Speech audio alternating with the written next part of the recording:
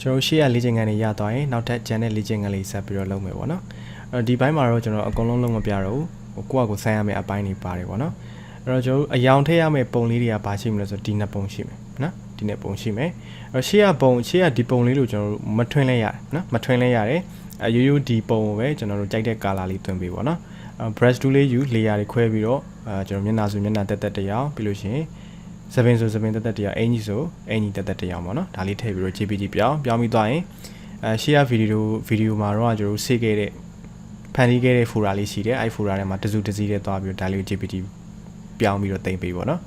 ်ဒီပုံလေး color ထည့်မယ်ပြီးလို့ရှိရင်ဒီပုံလေးလည်း color ထည့်ပါမယ်နော်ပြီးဒီပုံလေးကကျတော့လွယ်ပါတယ်ကျွန်တော်အင်ကြီးလေးဖြည့်လိုက်ရုံနည်းနည်းတော့ဝါတယ်နော်အဲ့တော့အင်ကြီးဖြည့်မယ်ဆိုတော့ဒါလေးကိုကျွန်တော်လောလောဆယ် layer ပွားလိုက်မယ် control J နဲ့ layer ပွားပါအင်ကြီးကိုဒီညာလေးကိုအုပ်ပေးမယ်ပေါ့နော်အဲ့တော့အင်ကြီးဖြည့်မယ်ဆိုတော့လုံးလို့ရတဲ့ tools တွေကအများကြီးရှိတယ်ကျွန်တော်ဘာကိုသုံးမလဲဆိုတော့ close stamp tool ကိုသုံးပါမယ် keyboard ကနေ S ကိုနှိပ်ပါပြီးသွားရင်ဒီကကောင်းတဲ့နေရာအသားလေးယူပြီးတော့သွားဖြည့်လိုက်ရုံပါပဲနော်ဒါတော့လွယ်ပါတယ်ဒါလေးလုံးတက်အောင်ပေါ့နော်ကျွန်တော်ဒါလေးထည့်ပေးထားတာပါဒီလိုမျိုးလေးပါနော်အပွင့်လေးတွေပါတခြားလိုက်တယ်โอเคပြီးသွားရင်ဒါလေးကို JPG ပြောင်းပြီးသွားလို့ရှိရင်ကိုယ့်ရဲ့ folder ထဲမှာတင်ပေးပါနော်တစုတစည်းနဲ့ကျွန်တော်ပြန်ပို့ပြီနော် comment မှာပြန်ပြီးတော့မှန်ပေးအောင်โอเคအဲ့တော့ဒါလေးကအင်ကြီးဖြည့်ဖို့ရှိမယ်ပြီးလို့ရှိရင်ဒီဟာလေးကကျတော့အယောင်ထည့်မယ်နော် brush tool လေးနဲ့အယောင်လိုက်ထည့်မယ်မျက်လုံးဆိုမျက်လုံးတက်အယောင်ပြီးမျက်နှာဆိုမျက်နှာတက်အယောင်ပြီးစပင်ဆိုတက်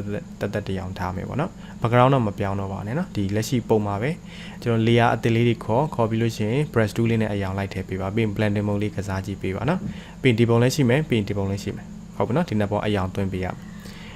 ပြီးလို့ရှိရင်ပုံဟောင်းပြင်ရမယ့်အခါပုံဟောင်းပြင်ရမယ့်ပုံကဘယ်နှပုံရှိသေးလဲဆိုဒီမှာတစ်ပုံရှိမယ်နှစ်ပုံရှိမယ်သုံးပုံရှိမယ်ဒါလေးတွေကိုကျွန်တော်တို့တက်ရဲလေးဖြစ်သွားအောင်ကျွန်တော်ပြင်ပေးပါကြိုက်တဲ့2နဲ့ပြင်ပါနော်ကြိုက်တဲ့2နဲ့ပြင်ပါအဲ့တော့ဒီကောင်လေးဆိုကျွန်တော်တို့ဖြတ်လိုက်လို့ရရနော်ကျွန်တော်တစ်ချက်ပြမယ်အရင်ဆုံးဒီကောင်ကိုကျွန်တော်တို့ crop 2နဲ့ဖြတ်ရင်လည်းဖြတ်လိုက်ပါနော်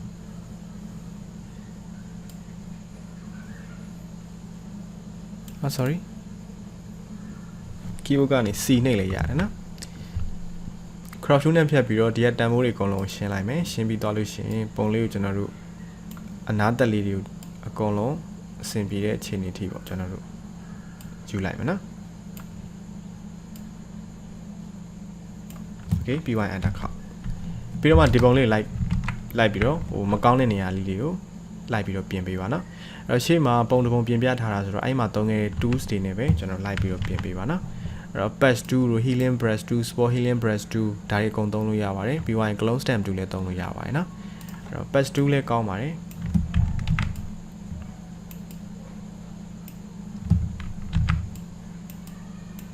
်ဒီလိုမျိုးပါနော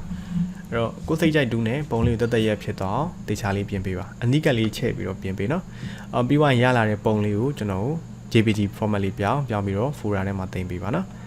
်အားလုံးစုပြီးတော့ folder ထဲမှာတင်ပေးနော်ဒါလေးတစ်ပုံရှိမယ်ပြီးသွားရင်ဒီကောင်လေးရှိမယ်ဒါလေးလည်း Photoshop ထဲကိုဖွင့်ပြီးသွားရင်ဒီမှာအရေးအကြောင်းလေးအားလုံးရှိတယ်နော်အများကြီးရှိတယ်ဒါလေးတွေကိုကျွန်တော်တို့အားလုံးကိုလိုက်ပြီးတော့ဖျောက်ပြီးသွားရင်တက်ရက်လေးဖြစ်အောင်လုပ်ပေးပါဒီမှာဆိုလဲအင်ကြီးသားလေးပြန်အင်ကြီးသားလေးကိုဒီကအသားလေးနည်းနည်းစီယူပြီးတော့ကျွန်တော်တို့ဖြည့်ပါဟုတ်ပြီနော်โอเคဒါဆိုဒီပုံလေးရှိမယ်ပြီးသွားရင်ဒီပုံလေးကိုလည်းကျွန်တော်ပြင်ပေးပါဒီပုံလေးကိုလည်းကျွန်တော် crop မဖြတ်လိုက်ရဒီက crop မဖြတ်လိုက်ရနော်ဒီကအသားလေးနဲ့ဒီပုံလိုက်ပြီးစားထိုးလိုက်နော်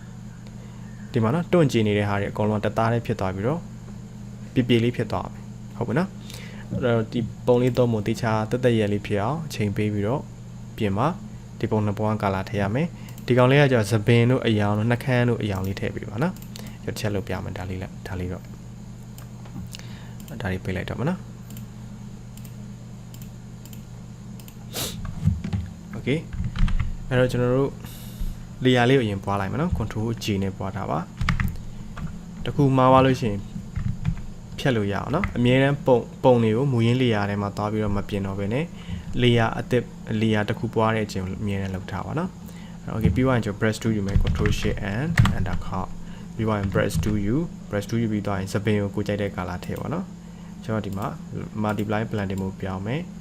opacity short ထားလိုက်မယ်နော်စပင်ကိုတော့ကျွန်တော်အနီရောင်ပဲထည့်လိုက်ပါမယ်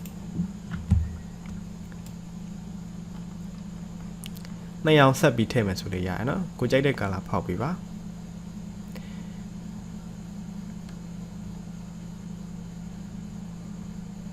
ကိုကြိုက်တဲ့ color တစ်ခုထည့်ပြီးတော့မှအရာကိုဒီ hue and saturation နဲ့ပြောင်းမယ်ဆိုလေရတာပဲနော်ဒါဆိုရင် control U ပြီးသွားရင် hue and saturation မှာကျွန်တော် hue ကိုကစားကြည့်ပေါ့ကိုကြိုက်တဲ့ color လေးရရင်ဒါလေးထားလိုက်လို့ရပြီနော်ဒီ color လေးမိုက်တယ်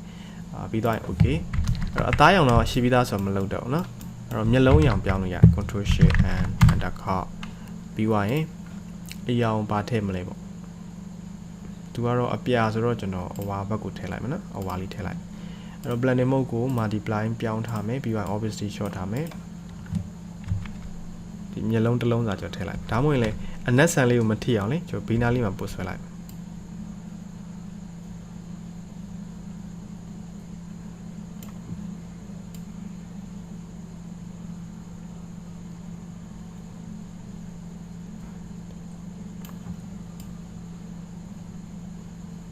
Okay အဲ့တော့မှကျွန်တော် blending mode ထပ်ပြီးကစားလို့ရတယ် multiply မှာမဟုတ်တခြား blending mode အဆင်ပြေတဲ့ဟာလေးလိုက်ပြောင်းကြည့်ပါနော် obviously တရားထားပြီးတော့ကိုပါထားမလဲပေါ့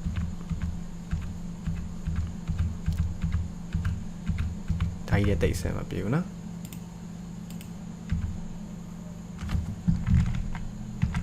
Okay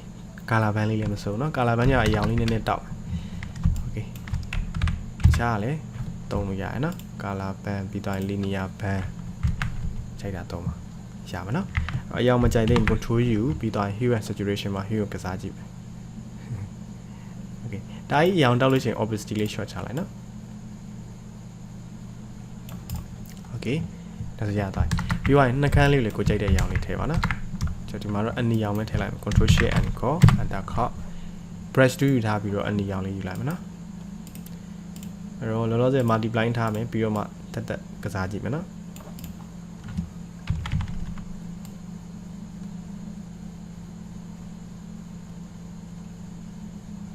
ချဲတဲ့ခါမှာလေးတခြားတက်ရဲလေးပေါ့နော်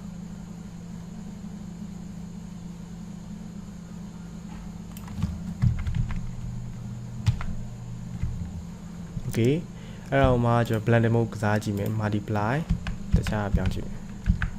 ဒါလေးလည်းမစိုးဘူးเนาะ linear band လည်းမစိုးဘူးဒါလေးကြဖြော်လေးဖြစ်သွားတယ်ဒါလေးလည်းမစိုးအေးအောင်တင်ကြည့်လိုက်မယ်เนาะဒါကြီးကြတော့အနိကချိန်ပို့ပြီးတော့တိတာမယ်ထင်တယ်เนาะ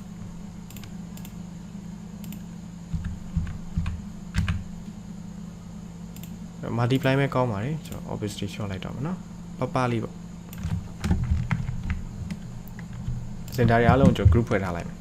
control G နဲ့နော်အဲဒါဒါမပြင်ရင်ပြင်ပြီးမပြင်ရင်ပြင်ပြီးဟုတ်ပြီနော်အဲ့တော့အရောင်တွေကတားကြီးမှိုင်းသွားလို့ရှိရင်လဲကျွန်တော်တို့